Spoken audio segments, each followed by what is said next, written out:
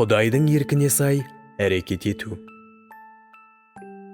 Құдай халыққа сұрағандарын береді, бірақ әлсірететін індет те жібереді.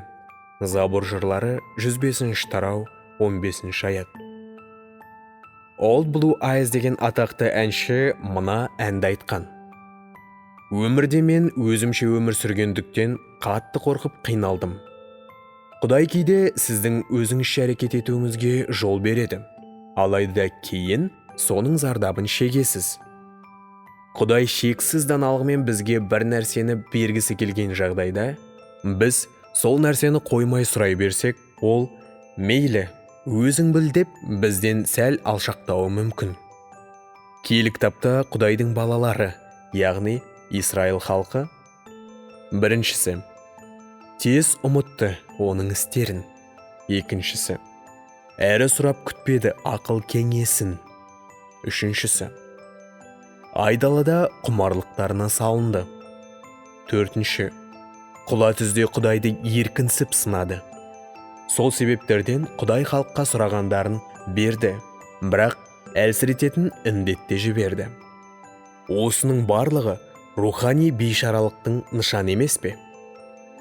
Құдай Мұсаны Израиль халқын құтқарып алуға шақырған кезде, Мұса да өзінше әрекет ете бастады.